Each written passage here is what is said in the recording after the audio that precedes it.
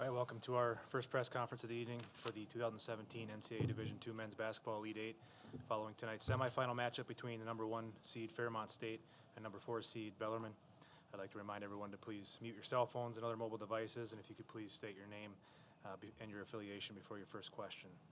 Bellarmine finishes the season 32-4, now 29-20 all-time in the NCAA tournament, making its 18th NCAA tournament appearance, 4th Elite Eight appearance since 2011. We have with us members of the Bellarmine Knights, and to my right is Coach Scott Davenport. He is joined by student athletes Rusty Troutman and Adam Eberhard. Coach, if you could please start us with an opening statement. First of all, tremendous amount of credit to Fairmont State. I mean, they're a great basketball team. I mean, that's why they're 34-2 and number 1 in the nation. You hate to get philosophical, but I've coached a long time.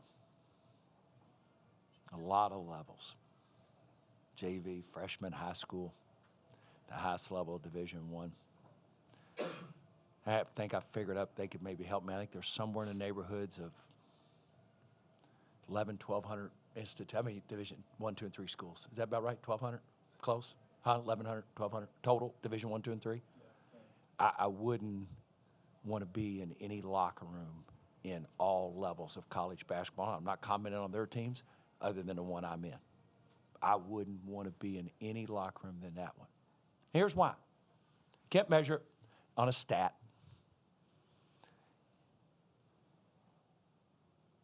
If society as a whole would care about other people in society as much as those 14 young men and those 4 managers care about their families, their teammates, their institution, their community, if they cared, society'd be great. A lot of the problems because people don't care. They care. That is an unbelievable, not measurable talent. They care. They care about each other. And that's why I am the most thankful to be in that locker room with those 14 young men and those 4 student managers. That was tough. They care. That's a tremendous trait. And I wouldn't trade for the other 1,100 schools. They're great. But I don't want to trade places with anybody where I just left. Those guys are amazing. They're phenomenal young men. I kid them all year that they're the answer.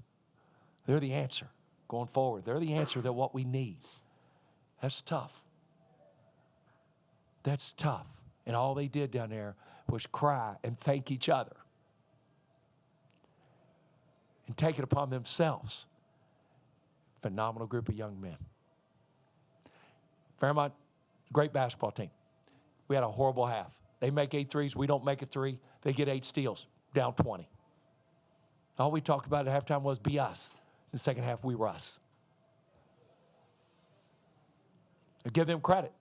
Give them credit. Absolutely. No ifs, ands, or buts. You wish them the best. Questions? Major Global Catholic Sports, Rusty, just sum up how difficult that first half was. You played a lot of great basketball in your 4 years, 130 some odd games, and a lot of great teams along the way, and how difficult it was to adjust to that pace and that control that you needed to balance.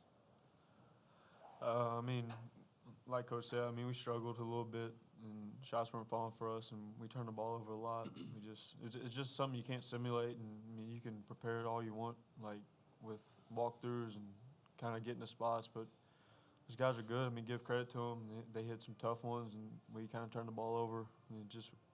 We had a bad half. We went cold at half, and what we talked about in the locker room, it wasn't the right time to go cold, but it happens. We bounced back, we battled. It's been this team all year, and I'm proud of my guys, our coaches, so we just had a tough half.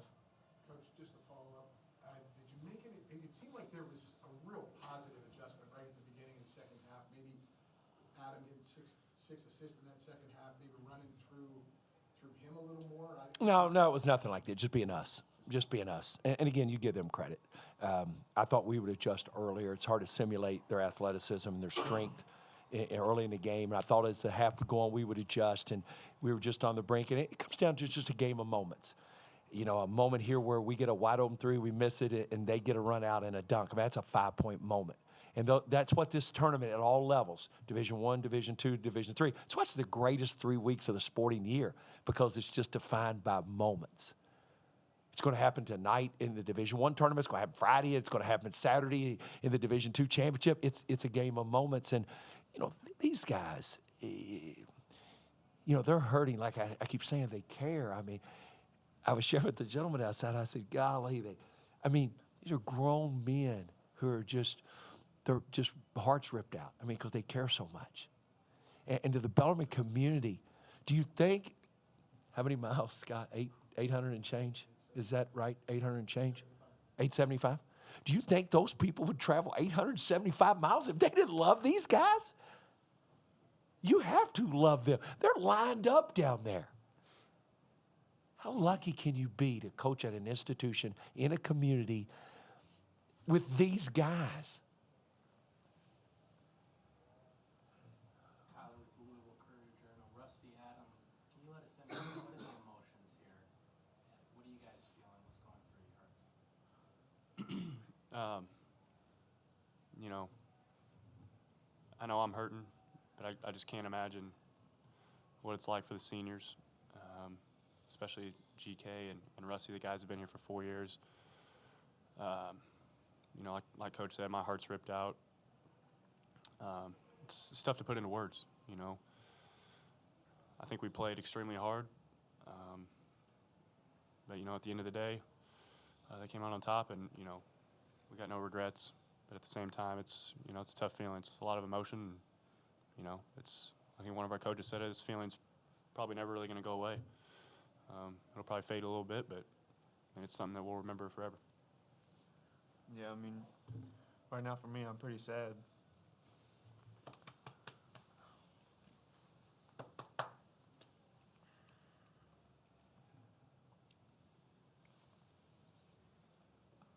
I put a lot of time in, man.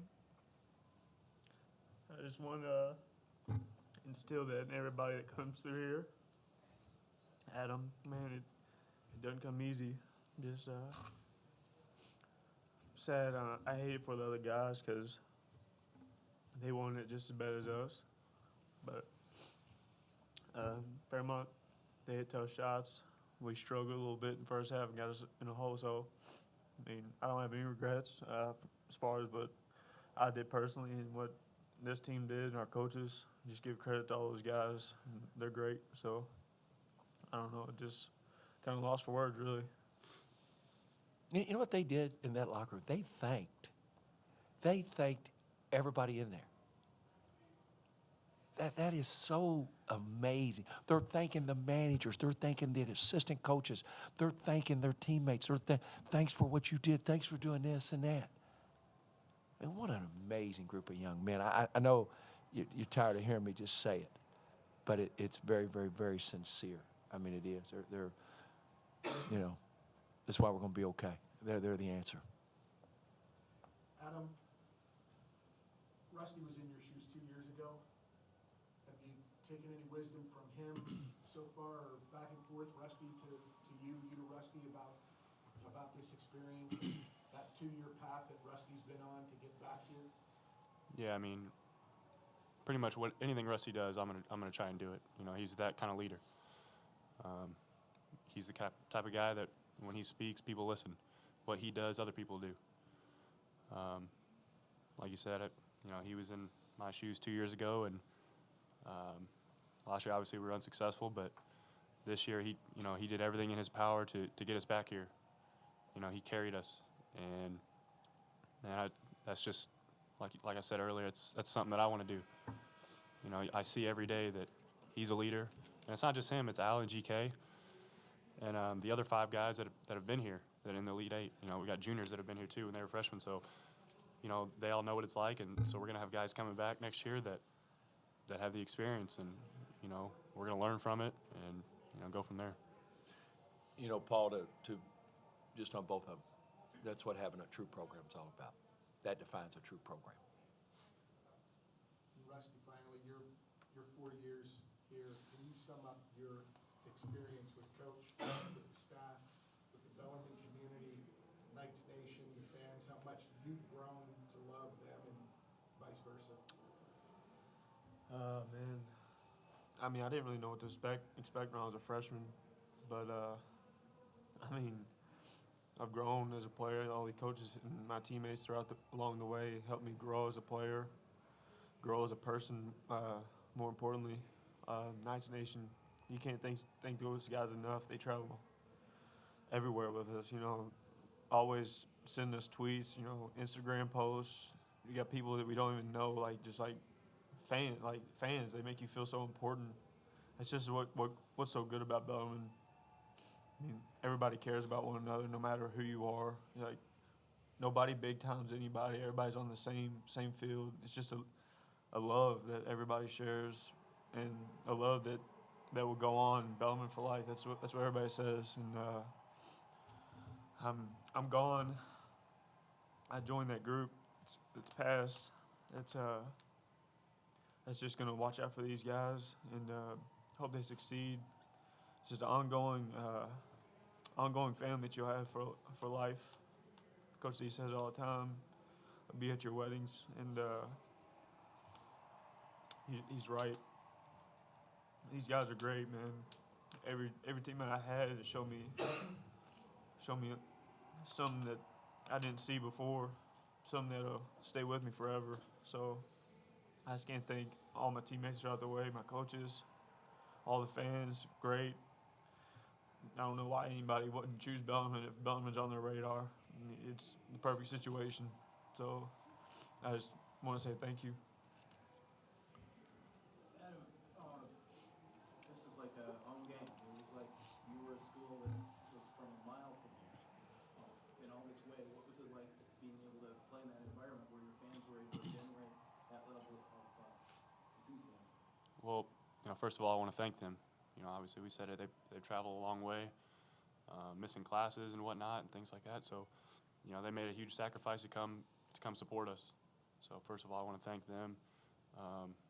In terms of, how we felt during the game, like you said, it felt like a home game. It felt like, every game that we play at Knights Hall, that's a feeling we have.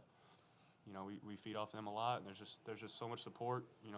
Like Rusty said, not even just during the game. It's